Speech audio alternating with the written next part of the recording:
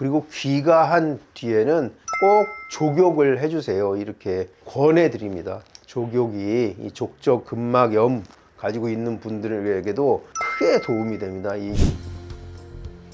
안녕하세요. 몸신 한의사 한지루입니다. 우리의 발 굉장히 소중하죠.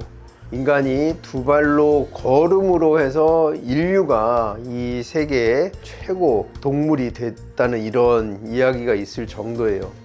우리가 두 발로 걸어 다님으로 해서 양손이 자유로워졌고 이 손을 이용하게 되면서 도구의 인간이 되고 인류가 이제 영장이 됐다. 가장 높은 단계의 포식자가 됐죠. 이 발이 하루 종일 우리를 이동 가능하게 해주잖아요. 그래서 발의 이제 고마움에 대해서 이제 말씀을 먼저 드리고, 이 고마움을 그냥 마음만 갖고 있으면 좀 아쉽죠. 우리가 인간관계를 할 때도 고마울 때는 선물을 드린다든지 말이라도 고맙다고 표현을 해야 되잖아요. 우리 고마운 발에는 어떻게 해주는 것이 가장 좋을까요? 바로 족욕입니다. 하루 일과를 마치고 따뜻한 물에 발을 담그고 피로도 풀면서 그 수고한 발에 고마움을 좀 표시해 주면 어떨까 이런 생각이 듭니다. 요즘 또 맨발 걷기가 엄청나게 핫하잖아요. 겨울철에도 어떻게 하면 맨발로 걸을까 연구하시는 분들이 많더라고요. 신발 밑창을 잘라내고 양말도 밑창만 잘라내고 이렇게 끈으로 엮어서 될 수 있으면 지면에 닿는 발의 면적이 넓어지도록 이렇게 노출시켜서 겨울철에도 이렇게 걷고 하시는데요. 걷기 하신 다음에 맨발이건 신발을 신었고 걷기 하신 다음에 족욕으로 수고한 발에 어떤 감사를 표시하면 어떨까 그런 생각을 해봅니다. 이게 감사의 표시만일까요? 그렇지 않죠.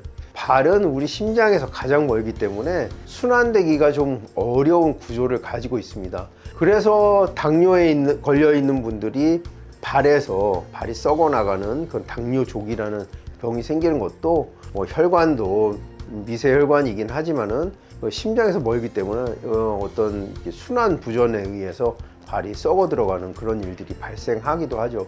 수족 냉증으로 고생하시는 분들이 많은데요. 손은 그래도 비교적 짧은 시간에 치료 또는 어떤 동작을 취함으로 인해서 금방 회복이 될 수 있는데 발의 경우는 굉장히 어렵죠. 겨울 산행해 보신 분들 손이 엄청 시렵잖아요. 그런데 막 주물러 주고 장갑 잠깐 빼가지고 막 손끝 주물러 주고 핫팩을 좀 했다 다시 장갑을 끼면 그래도 이내 좋아지긴 하는데, 발이 한번 시려우면은요 회복하기가 굉장히 어렵죠.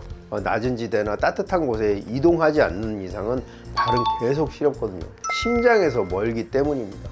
그래요. 이제 한의학에서 이 건강을 얘기할 때 두한족열이라는 표현이 있죠. 머리는 서늘하게 하고 발은 따뜻하게 해라. 발은 차가우면 병이 생기는 거죠. 그러니까 혈액순환이 덜 될 때 병이 생기기가 쉽습니다. 머리는 어때요? 고열이 나면 정신을 잃게 되죠.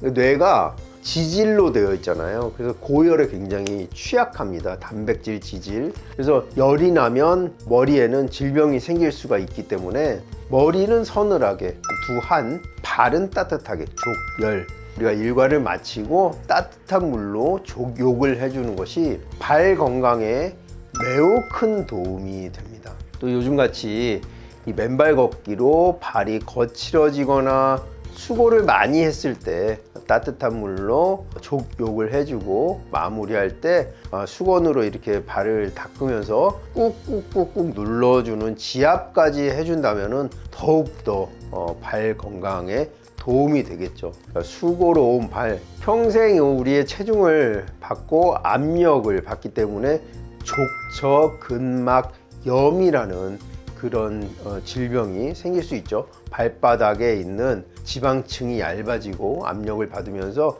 그 발바닥 근육을 싸고 있는 막에 염증이 생기는 것, 이것을 족저근막염이라고 하는데요. 이 족저근막염 증상으로 치료받으러 오시는 분들한테 항상 두꺼운 양말 신으시고 실내에서도 실내화 신으시고 밖에 외출할 때는 쿠션이 있는 운동화를 신으세요. 그리고 귀가한 뒤에는 꼭 족욕을 해주세요. 이렇게 권해드립니다. 족욕이 이 족저근막염 가지고 있는 분들에게도 크게 도움이 됩니다. 이 염증 물질들을 확산시켜주고 발을 보호해주는 어떤 또 신선한 혈액을 공급하도록 해주는 이런 역할들을 하니까요. 특히 맨발 걷기 하시는 분들은 이 족욕을 귀가 후에 소중한 발, 고생한 발, 감사 표시를 족욕으로 해 주시기 바랍니다. 족욕과 더불어서 한 가지 그 지압점을 하나 추천을 해 드리자면요.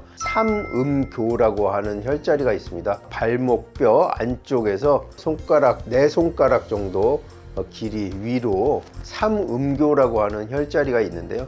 이 혈자리를 족욕하면서 계속 자극을 해주시면 순환이 촉진되어서 발에 있는 어떤 피로 물질들을 확산시키는데 도움이 될 수가 있겠습니다.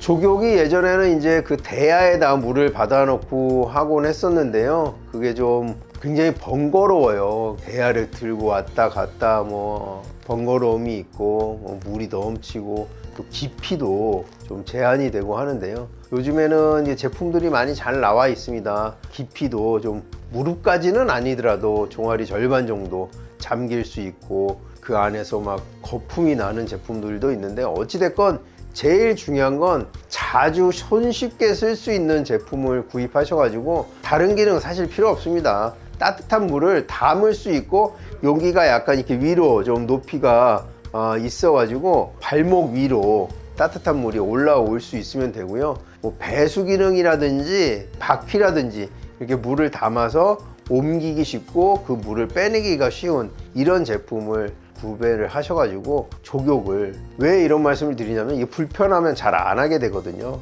매일 족욕을 실천하시려면 나하고 맞는 제품을 구매를 하셔가지고 두 가지예요. 이용이 편리할 것, 옮기기 쉽고 배수가 잘 되고 닦고 청소하기가 좋은 그런 제품에다가 또 한 가지는 깊이가 좀 있어서 발목 위까지 발을 따뜻한 물에 담글 수 있는 이런 제품을 사용하시는 것을 추천을 드리겠습니다. 이 족욕이나 발의 혈액순환에 대해서 궁금하신 점이 있으시면요, 댓글 남겨주시면 성의껏 답변해 드리도록 하겠습니다. 지금까지 몸신 한의사 한진우였습니다. 감사합니다.